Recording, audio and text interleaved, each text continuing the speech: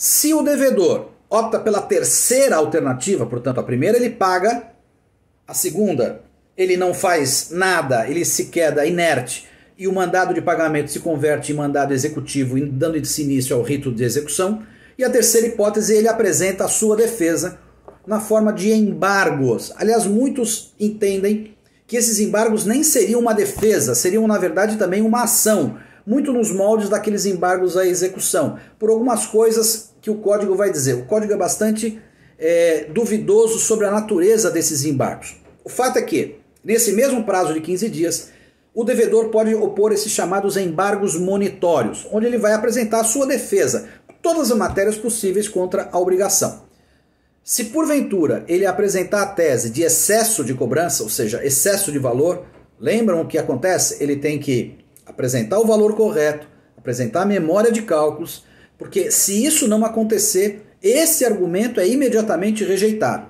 E se esse argumento for o único dos embargos, os embargos são liminarmente rejeitados e, portanto, ele sofre as consequências dessa sua omissão.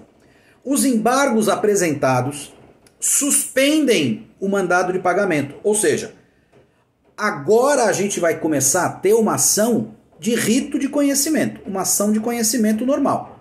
Com a instauração dos embargos, com a apresentação dos embargos monitórios, a gente esquece aquela força executiva que a ação monitória teria e passa a trabalhar com uma ação de rito de conhecimento, ou seja, os embargos fazem o efeito de uma contestação e o contraditório se elastece por um rito de cognição plena, com possibilidade de provas.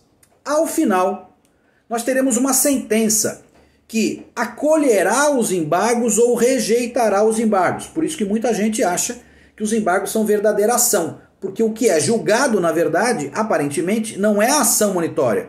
O que serão julgados são os embargos. Acolhidos os embargos, a dívida é extinta. Declara-se, portanto, a impossibilidade de se cobrar algo que não existe. Se os embargos forem rejeitados, o trânsito em julgado dessa decisão de rejeição dos embargos faz com que aquele mandado que estava suspenso, lembram? Volte a ter força executiva e, portanto, dê início a uma ação de execução. Contra essa sentença de embargos, cabe apelação. Discute se a apelação com efeito devolutivo, apenas ou devolutivo e suspensivo, a depender da natureza que se dê. Se entender que esses embargos têm a natureza daqueles embargos de execução, então só terá apelação efeito devolutivo.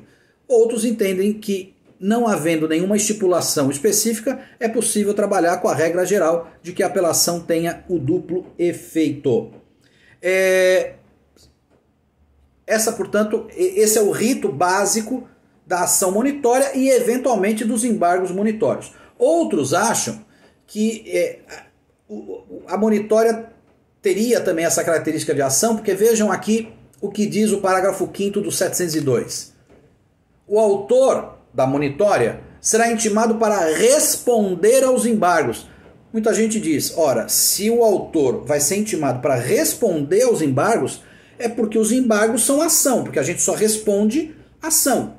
Então não teria sentido chamá-lo de outra coisa que não de ação. E por fim, interessante contar aqui os parágrafos 10 e 11 desse artigo 702, porque há uma condenação em má-fé. O juiz condenará o autor da monitória se propuser indevidamente uma ação monitória, com má-fé, e, portanto, uma multa de 10% em favor do réu. Mas também o juiz condenará pela má-fé do embargante, do réu devedor, ao propor embargos incabíveis. Também uma multa de 10% agora em favor do autor. Ok? Abraço, gente!